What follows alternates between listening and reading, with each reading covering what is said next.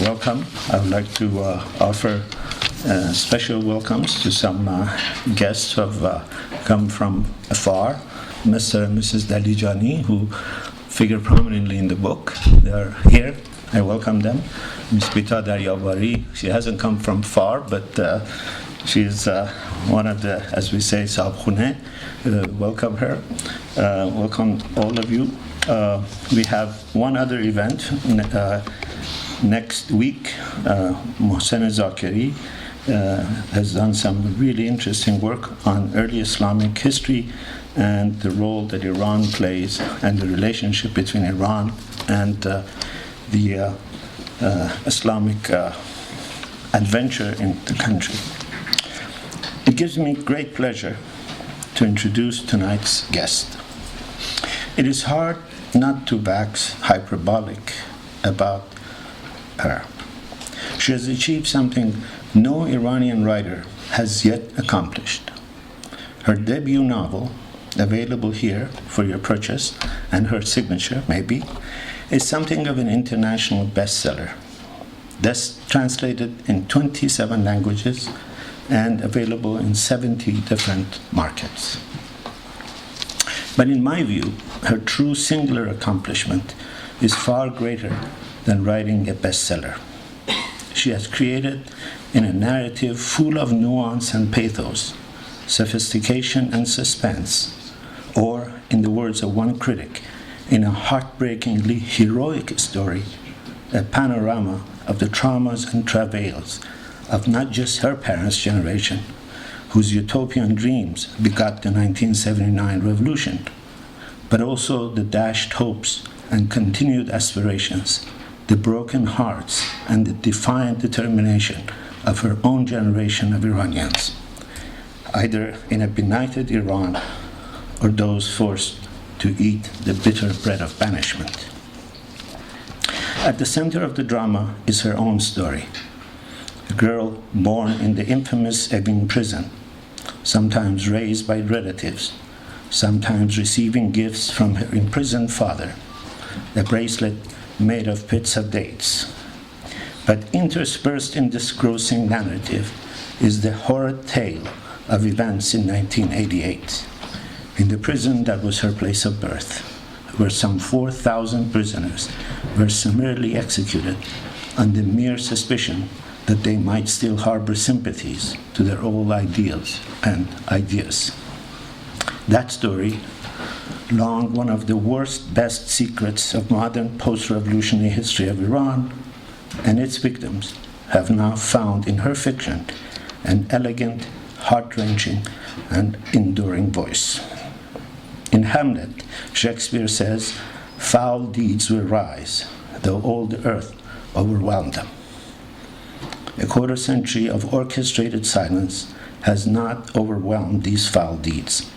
And I think we owe Ms. Sahar Delijani, a graduate of University of California at Berkeley, something of a local, who now lives in Italy with her husband, we owe her a great debt of gratitude for her valor, her brilliance as a writer of great fiction, and her role as a great chronicler of the human condition of Iranians at home and in diaspora. Please welcome Ms. Sahar Delijani.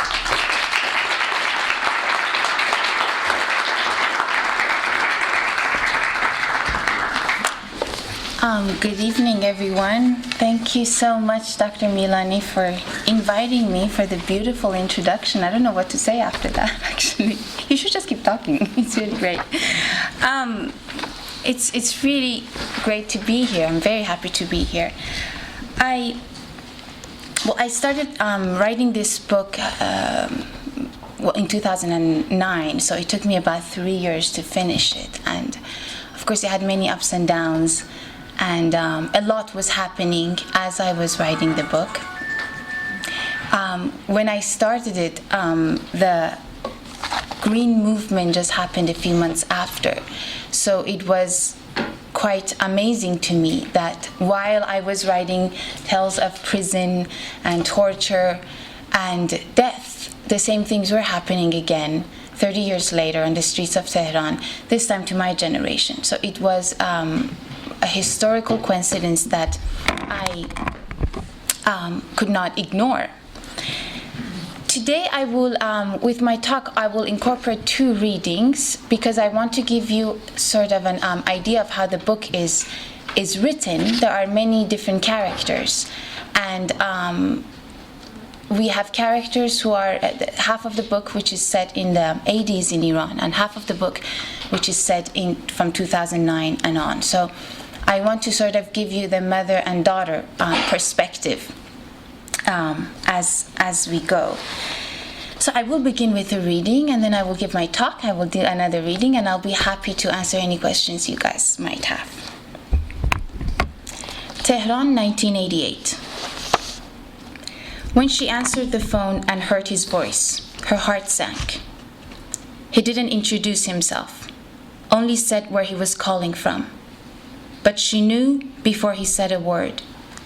There were faraway screams stifled in the hardness of his voice. He told her to come to the prison and collect her husband's belongings. She quietly hung up the phone and then wailed so loudly the windows rattled. She had not seen her husband in months. All the visits had suddenly been cancelled. No one knew anything, and everyone was dreading the worst. Later, she heard of families who went to visit someone in prison and instead were handed belongings. They were told the person was no longer there. He was no longer anywhere. There was a piece of paper on the desk. First, the piece of paper was silent. Later, it spoke of death, although silently. They were told to write as their hands trembled. My husband is no longer anywhere. My wife is no longer anywhere. My son, my daughter is no longer anywhere. That was how death was handed to a family, on a piece of paper, with a bag half full of splinters of life, asking for their signature. She was told that she'd been lucky. Not everyone had received a phone call. She'd been lucky to know that he was dead, to have been warned in advance. She didn't feel lucky. She felt empty, like a cave. That day she kept death to herself. She sat among his clothes spread on the bed. She couldn't move. It was as if her body had gone to sleep. At night, she lay down on his clothes. She smelled his shirt, smelled it and bawled, smelled it and cursed them, smelled it and screamed his name and cursed him too. She was angry with him, so angry that had he been there, she would have attacked him with her bare hands. In the middle of the night, she heard the sound of crying coming from the next room. It was like an alarm. She opened her eyes. His shirt, under her skin, was damp with tears, as if her face had shrunk and melted into the fabric. She used her hands to heave her body up and drag herself to the other room where her child sobbed desperately. She embraced her, whispering, "Shh," under her breath, patting the child softly on the back. In reality, she was trying to calm herself down, to buck herself up. The lightness of the child's body intimidated her, as did the child's vulnerability and the inconsolableness of her whimpers. Then and there she decided she would never tell her child about her father's death, about how he died. Even if it were the last thing she did, she would never let her daughter know this suffering. She didn't care what lies she had to tell, what secrets she had to keep. All she knew was that she had to keep history at bay, to keep her child safe, sheltered behind iron walls where the blood could not seep through. She stretched the tiny length of her daughter on her legs and gently rocked her until they both fell asleep. It must have been the desolation in her eyes that cast a spell over everyone. No one dared to contradict her, to try to change her mind, except his mother. With her, it was not easy. His mother fiercely refused, called it a monstrosity. She insisted that the child must know, like this, you are letting them kill him twice. His soul would never rest, she warned. His body would tremble in the grave. You owe it to him, his mother said. You owe it to his memory. She should have been more tactful, but in those days, being tactful was not her strongest point. That was anger. I don't owe him anything, she shouted, her voice quavering with rage. It's he who owes me everything. He owes me the happiness he promised me. He made me believe in it and he failed. He failed me, he failed his daughter. I won't let him take her away. He destroyed everything. His mother cried. She had lost a son, her only son. She should have been less cruel. His mother never ceased to make her request, asking for her sealed lips to break open. When his mother died, she wrote a confessional letter to her daughter and hid it in the dead woman's shroud. The letter was buried along with the old woman. Thank you. So today I would like to begin with a quote by Gabriel Garcia Marquez of his book 100 Years of Solitude. And he says, "Things have a life of their own. It's simply a matter of waking up their souls." My promised land. I've been asked many times why, if Children of the Jacaranda Tree is based on real events, I didn't write a biography instead of a novel. A biography on my parents' experience in prison and my own life. If it is a book about the tribulations of my family, of my birth behind bars, of my uncle's execution, of my father's years in prison, why fictionalize it? It is true. My mother did give birth to me in prison. My father did make a bracelet of date stones for me. And the photo of the 3 children taken by the aunt for her imprisoned sisters does in fact exist. But despite all of this, despite the emotional truth that perhaps resonates in the novel, because in one form or another, the characters are based, some partially, some fully, on real people, this is not a book about any of them. I was not interested in simply recounting what happened in those dark days after the 1979 revolution in Iran to my family. I wish to go beyond that. To go beyond the bracelet, beyond Evin Prison, beyond the emotional and physical suffering my birth had for my mother, beyond an executed uncle who was never mourned or buried. This was not going to be another biography of a family who suffered at the hands of a ruthless regime. It was not going to be a tale that would set us apart in our suffering, highlight it, give substance to it, as if we were the only ones damaged. It was going to be a book where it does not matter who is whose cousin, who is whose child. It was going to be a book on a country that was sinking rapidly into the abyss.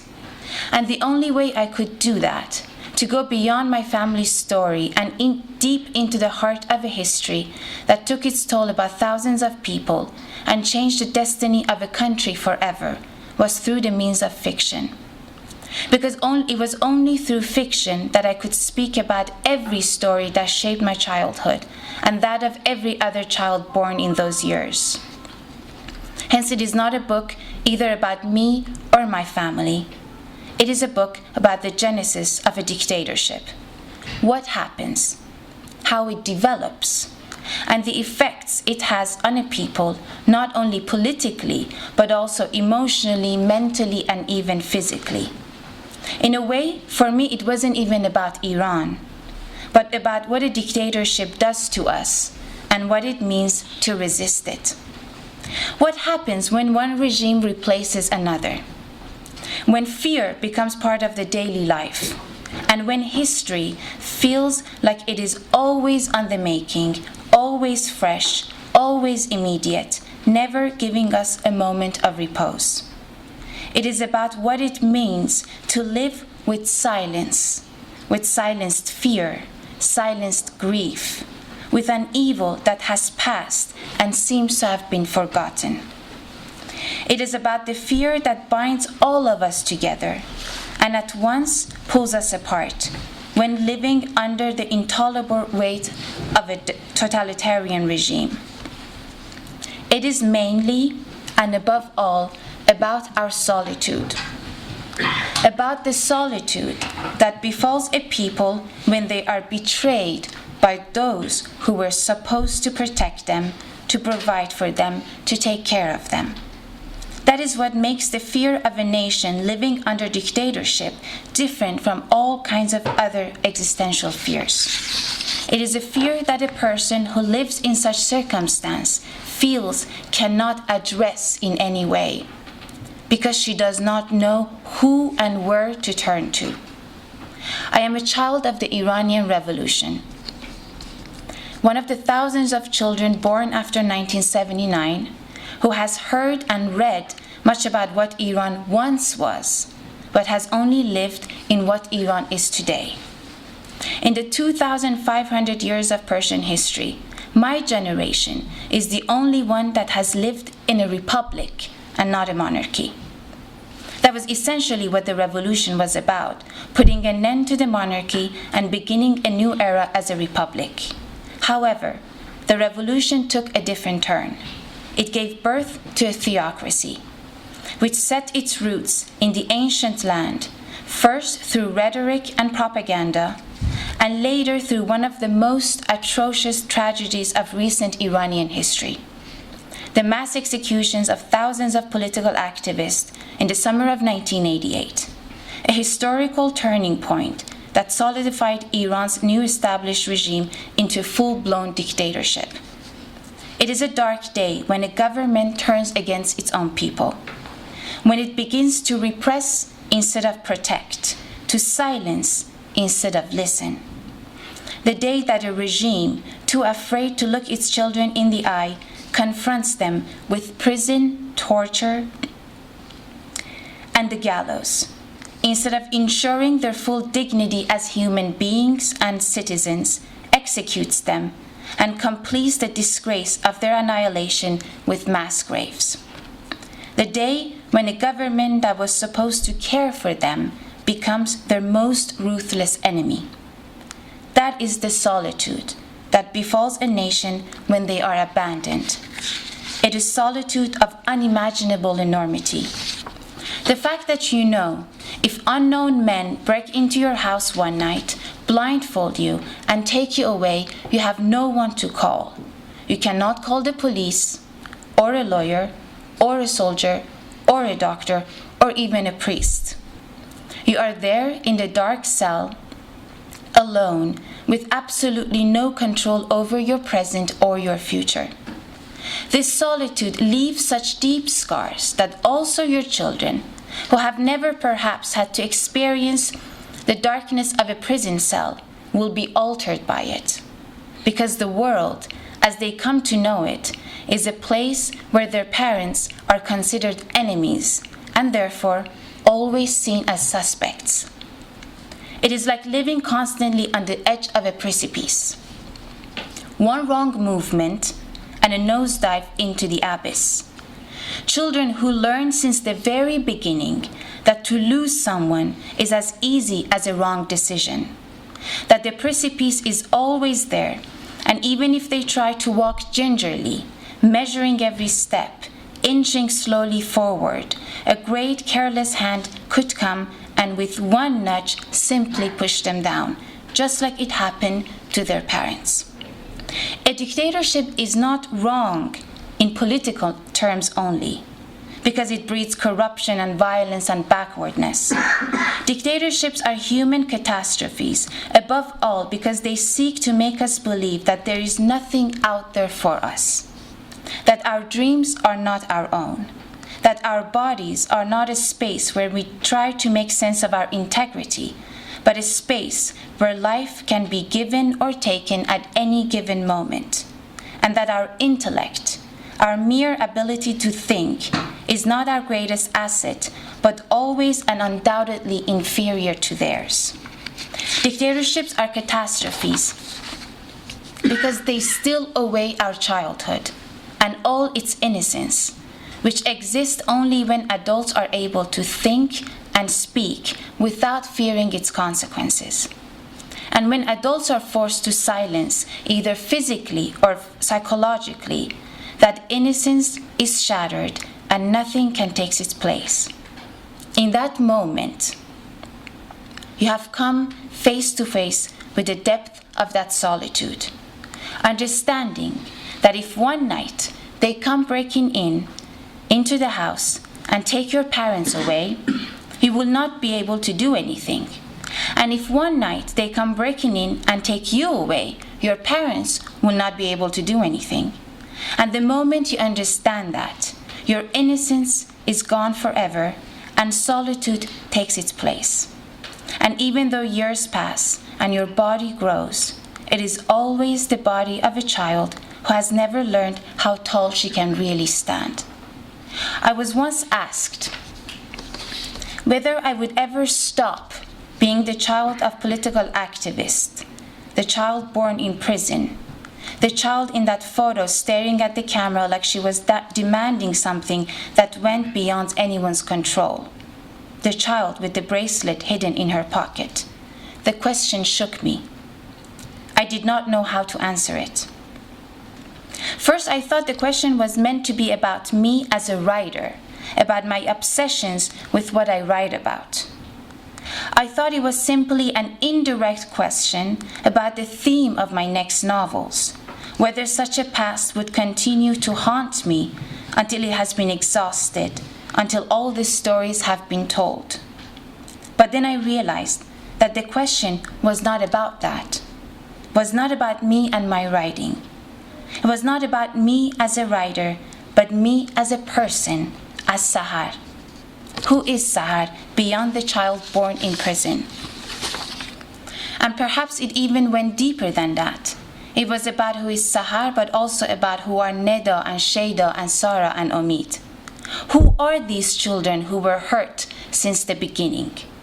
The children whose birth was tied with death, whose childhood was formed by separation. Who are the children of the revolution? The children who were raised with slogans such as tulips have been born from the blood of our youth, and our revolution was an explosion of light. The children who were once so used to being called the burnt generation that we hardly stopped to ponder what it really meant. Who are these children, and what is their relationship with their past? How do they seek to make sense of their country, of the revolution, their parents' participation in it, their interpretation of it, of the pride and grief and confusion that followed, characterizing the beginning of their existence? Will you always be the child born in prison? The question continued to echo in my head. Or will you move on? Will you become something else? Will you unbound yourself from that past? Will you become a child with a normal birth story to tell? Or rather, no birth story at all to speak about. It was not about tears, I realized. It was about memory. And not about my memory alone, but the memory of every one of us, every child whose birth marked the birth of a nation. This was not a question about my past. It was a question about our historical memory. It was about being the child of the Islamic Republic of Iran and knowing that this republic once created every obstacle possible for you, perhaps, not to be born at all. I do not believe memory to be something of the past. I believe memory to be a living entity, present, necessary, indestructible. Something that breathes and grows and sings and lays the foundation for what we are to become, both as individuals and as a nation.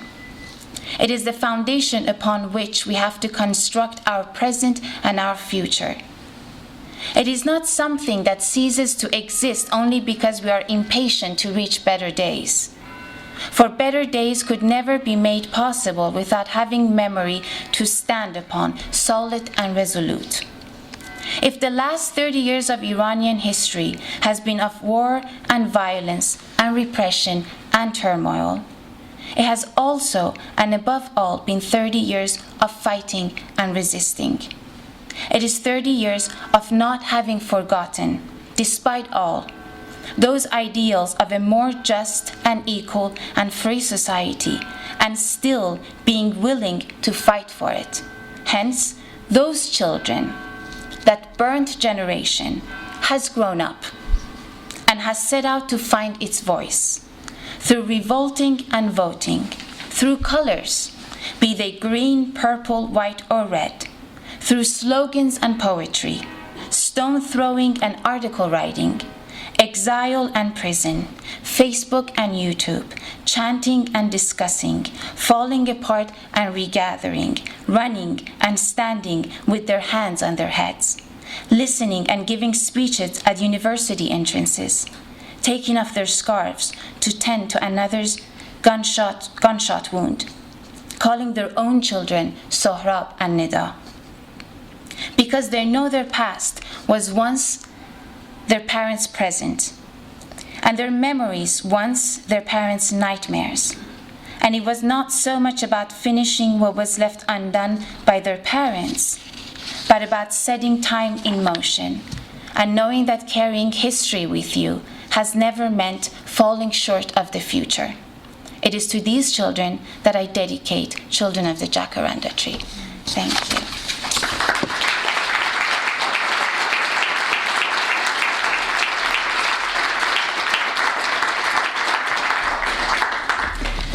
And I'll give you one more reading. I'm reading a lot.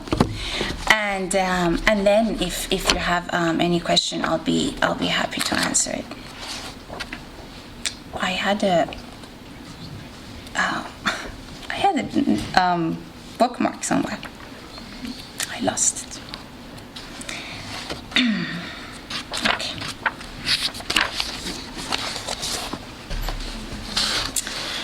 Starling perches on the railing in front of the window. Under the damp sky, the geraniums look out of breath. Dusk is slow in falling. Sitting behind her computer, Shada takes a sip from the iced tea she made with the Iranian dry tea leaves Maryam sent her a few months ago. Shada likes the smell of brown cardboard boxes arriving from Iran. They smell of dust and memory. This is the smell of Iran, she once told Valerio.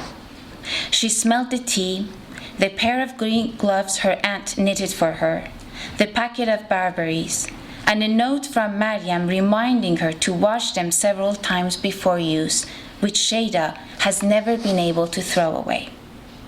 Her computer purrs sleepily under her fingers. She scrolls down the page, skimming through the news on an online Persian newspaper. Since the uprising against the rigged elections in June and the government crackdown that followed, most of the news coming out of Iran is about the protests, mass arrests, attacks at university dorms, street shootings, torture in prison, prisoners of whom no news has been given for months, and protesters whose lost lives are unaccounted for. There are also videos that have been uploaded by the protesters on the scene. Shada has watched every one of them. Of protesters running down the streets, some away and some toward the anti-riot security guards with their bulletproof uniforms and batons as they throw stones and shout out anti-regime slogans. The images on the screen fill Shada with anxiety every time she sees them, as though she's late for something or left behind, excluded. She's envious of the burst of energy in that young crowd, of the way it is all happening without her, of the way her place in that tide of history is unoccupied. At the same time, she's afraid of the bloody faces and the gunshot wounds and the baton-swinging security guards on motorcycles. She clicks on a video of people chanting slogans on rooftops at night. Allahu Akbar, she hears from every side. Allahu Akbar. The buildings and the rooftops from which the invisible men and women holler are soaked in darkness. All she can see are the little lights shimmering behind closed windows. But their shouts and the furious strength ringing in them grow louder and louder, as if they are trying to reach the clouds and tear through them. Shada watches, her heart beating so wildly that her eyes begin to hurt. As the night sweeps over the buildings, covering the shadows of the chanting bodies, entering the small vision of the camera. The ecstasy of it all, the pure harmony of it baffles her. Women and men, young and old, feeble and strong, chanting slogans against the wrong done to them. Slogans for whatever memory of justice they can fathom. Behind her computer, Shada whispers their words, their slogans, their cries of resistance, their calling of God, calling their God against the dictator. Her mother told her that going on rooftops and chanting Allahu Akbar was something they did during the revolution 30 years ago. It was a form of protest. It was safe, symbolic, something everyone could do. And now it has come back. When all fails, shout Allahu Akbar, her mother added, with a sad, resigned shake of her head. But Shada does not feel sad. She feels exultant and small, unpardonably small, before the magnificence of these madly awe-inspiring and yet desperate chants. She can feel their chants surrounding her, and their night penetrating her skin, their lovely, uncompromising voices swelling inside her veins, inside her lungs. She can almost see their God, can almost touch their voices that call upon him as they straighten their backs, shout louder and louder, Allahu Akbar, shedding their fear into the blue night. She feels like they are becoming an irrevocable part of the rhythm of her breathing. Their voices calling out to her. She can almost see herself standing on a rooftop, her fist clenched in the air. As the video ends, Shada lets out a sigh. She feels lightheaded and leans back in her chair. She takes another sip from her iced tea. The ice cubes tumble from side to side and against her lips. She clicks back on the home page, looking for other videos to watch, when a headline at the bottom of the page catches her eye. This is the second time in recent weeks that she has seen an article about the post-revolution imprisonments and executions. She does not know if it is a coincidence, or if with so many men and women 20 years later in prisons of Tehran and other cities, the past is resurfacing almost as a premonition. Yet something else draws Shada to these articles and their tales of prison violence and death. They remind her of similar tales uttered by her grandmother those few times Shada and Maryam went to visit her in Hamadan. The tales Shada heard were in drips and drabs, tumbling out of her grandmother's mouth when she did not know Shada was eavesdropping, when Maryam and grandmother were alone in the room. Shada watched through the keyhole as her grandmother turned into a different person.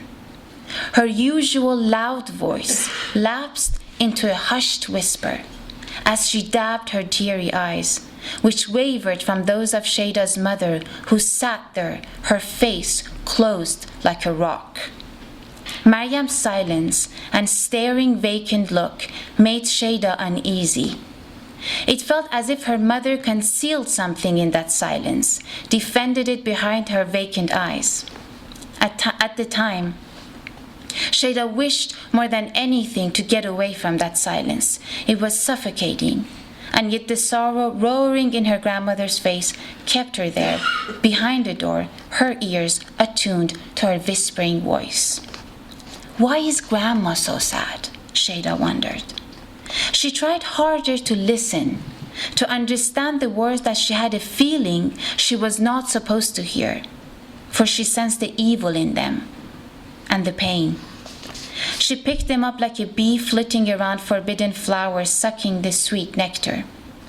She wanted to hear as much as she could, wanted to understand whom these stories were about.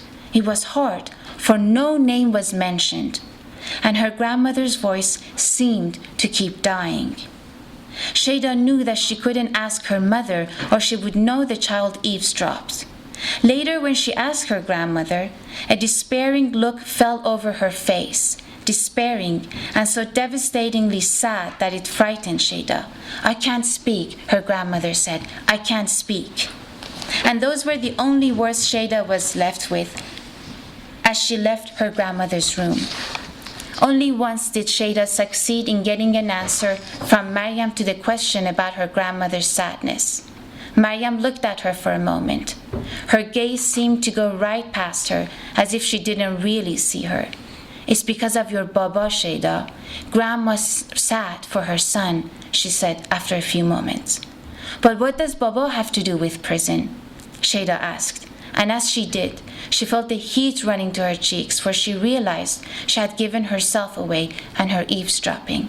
Maryam glared at her, a glare Shada would never forget.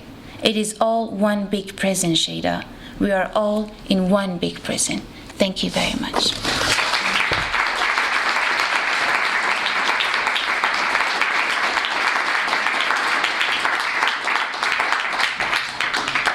I'm here for any questions you might have.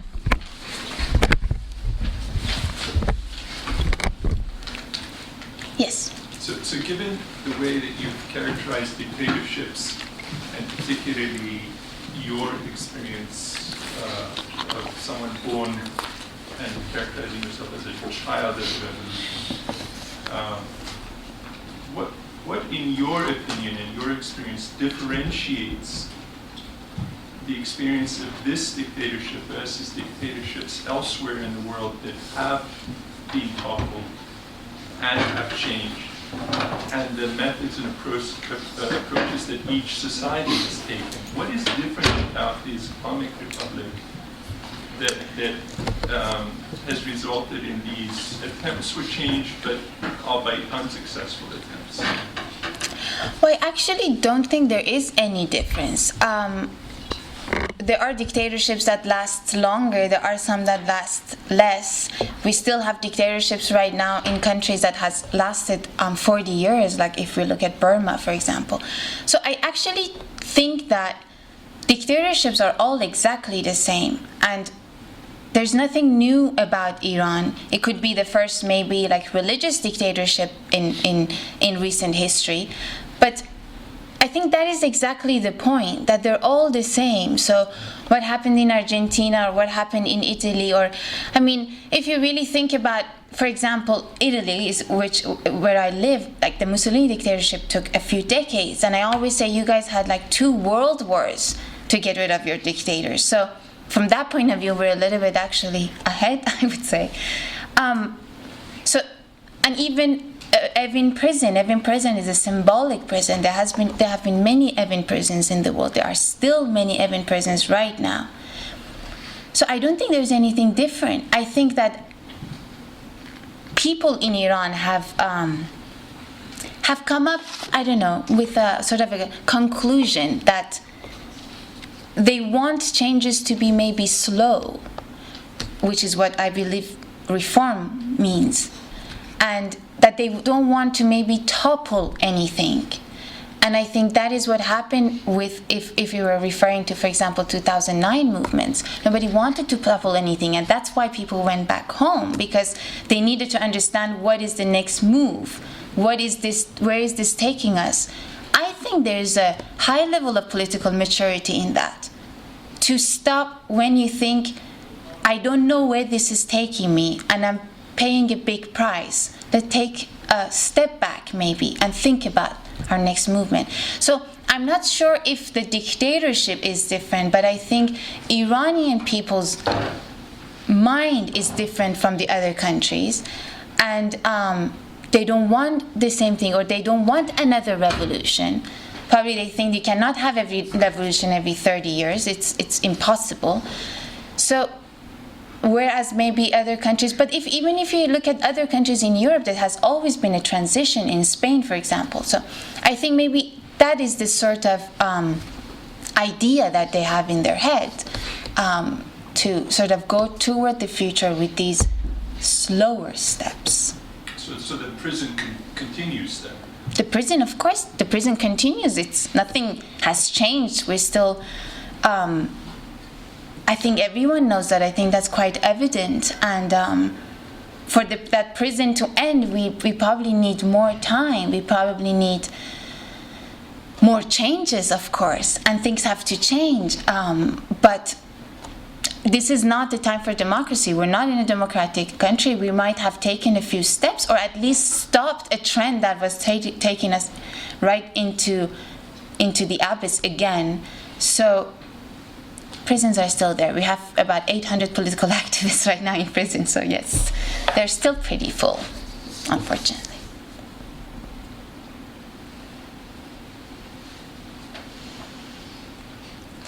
So this is your first novel, Yeah. and when did you start writing? And this is quite a feat, as Dr. Mirani mentioned, to write such prose as your first novel. Can you speak about that? Well, technically, it's not my first novel. I wrote 3 novels before this one. This is my first published novel. I started writing when I was 22, and I wrote these 3 novels because I sort of believed in like learning how to write through writing and not going to a writing school. That took 3 novels for me to get there. So that was sort of the process. And then at a certain point after the 3rd novel, I thought I should start writing short stories and try to get those published and just see where that takes me, my writing. And then every time I was writing a short story, I kept coming back to this theme. This theme wasn't something that I thought of. Surprisingly, everybody thinks that, even the birth story wasn't the first chapter. I wrote it much later. But I think things that you live with are so much part of your life you don't see anymore. And I think that's a little bit what happened. And so then going back to the same theme over and over again, I realized I was obsessed with it. And I realized that I kind of want to put this into a novel. And that's when I decided to start writing the book as a novel. And then I finished 3 years later. So 2009, finished 2012, more or less. Yeah. How old you were when you left the country? I was 12. You were 12. Yes. So your book has been translated to 27 languages? Yeah. Has it been translated to Persian? My dad is translating it. It's almost done. So yes, it has been translated into Farsi, and but it hasn't been published yet. We're working on the rest of it. Once the translation is over, we will see what's the best thing to do to get them into the hands of Iranians, especially in Iran and outside, of course. Yeah.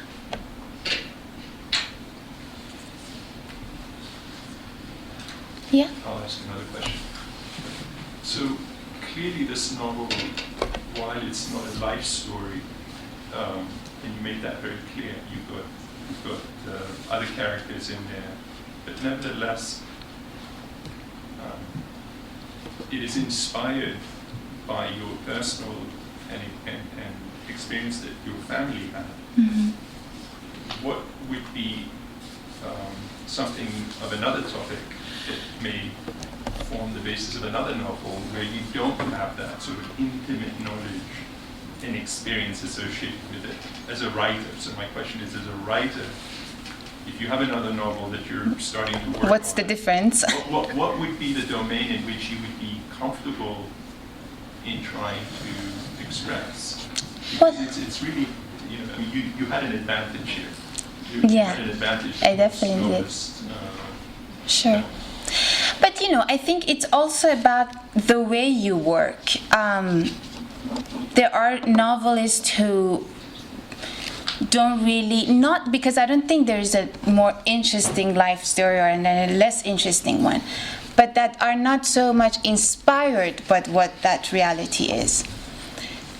At the same time, I don't think there is any novelist ever who writes things that are not in one form or another based on reality. And by reality, even the reality of imagination, I mean, I don't think that we're ever away from that, completely detached from it. But of course, that is different from basing it on something.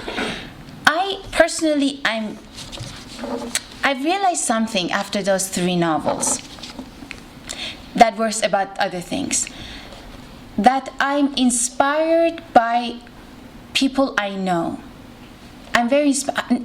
The characters are not them, but somehow looking at people around me, they inspire me somehow. And I'd like to, when I think about them, my mind starts working in a way. And Hemingway always said, write about what you know. And Fellini said that write about your own story.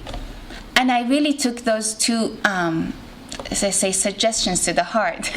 And I did. And I think I feel very comfortable in that. Now I can live and have other stories to tell. But it's not even so much about what I experience. I think for me, it's more about that time period.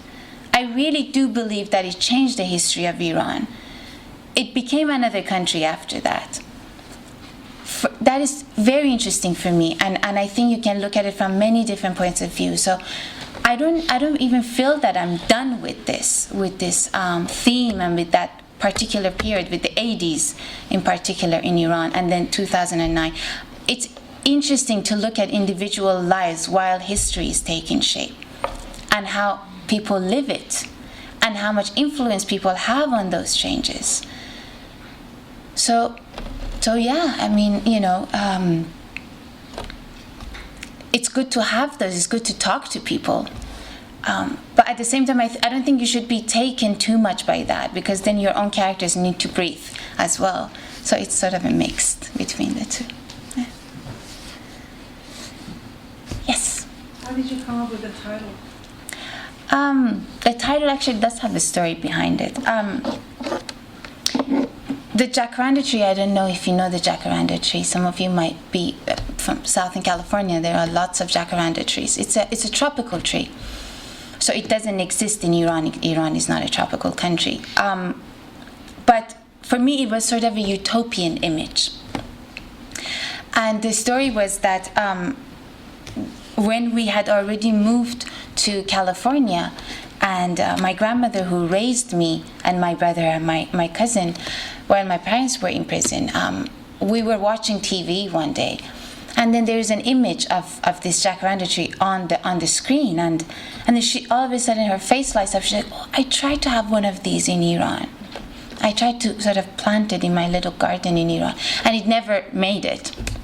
I didn't pay attention at the time. I was a teenager. I wasn't that interested in my grandmother's tree stories. But later on, when I was writing the book, this idea of my grandmother wanting that tree and not having that tree kept coming back to me. And as the book took shape, for me it was sort of symbolically like the Iranian Revolution, that there was so much hope and so many desires and so many expectations. And my parents' generation thought that it would become a beautiful tree, like this tree full of these beautiful flowers. And it didn't. It didn't grow to be that. And so children of the Jacaranda Tree are those children of the revolution, but especially those activists who participated in the revolution, believed in the revolution, but then fell victim to it themselves. That's the story behind it. Yes. Very interesting. Thank you. They say it also has a potentially bad after smell. Yeah. Okay. When it's young and in bloom, Mm-hmm. it's beautiful and very aromatic. Yeah. When it's not. it's extremely unaromatic. So I thought that was because I became very interested in the little research on the tree, and I found out that on both sides, it's both the utopia and the dystopia. Yeah, that's great. The young versus old. Yeah. That's very good. Well, in Portugal, they told me that they have a lot of these trees in Lisbon, and they were brought from Brazil. And they're amazing because these trees have that sort of biological characteristic to bloom in spring. But of course, the spring in Brazil is exactly the opposite. So these trees in Portugal actually bloom twice. Once because it's biologically time to bloom, but it's winter. And once because the climate is springy again, and they bloom again. So they bloom twice. That was really nice. I didn't know that. So, yeah. Any last questions? I wanted to Yes. ask you a question. You mentioned that your dad has translated this book and you're trying to publish it in Iran. I'm foreseeing a lot of problems with that. Yeah, I'm not trying to publish it in Iran. Oh, I see. Outside. And then figure out a way to get it. To get it inside, yes. I mean, of course one can try to see if you can get a permission, but I mean, books for nothing, they don't get permission, so.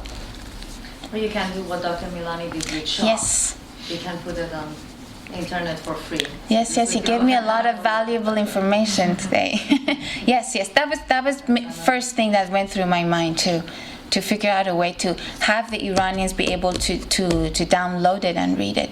Also because there's already a interest, I have to say. It's very interesting from Iran. People are sending me messages because of some interviews they saw me do, and it's amazing how full of passion and enthusiasm and gratitude for some reason, and that's beautiful. That really makes me very happy. I think it's almost cathartic for them to Yeah. have you write this because it's also telling their stories. So Yeah. you finally have someone who's telling what they are going through or what they have been going through, memory-wise, just similar Yeah. to what your experiences have been Yeah. growing in Yeah. that environment. So Yes. it makes sense that they are interested in your story. Yeah. Well, also because a lot of people who go through tragedies like this, then they sort of not that they move on, but somehow you just start living your life again, and you don't think about the effects it still has on you.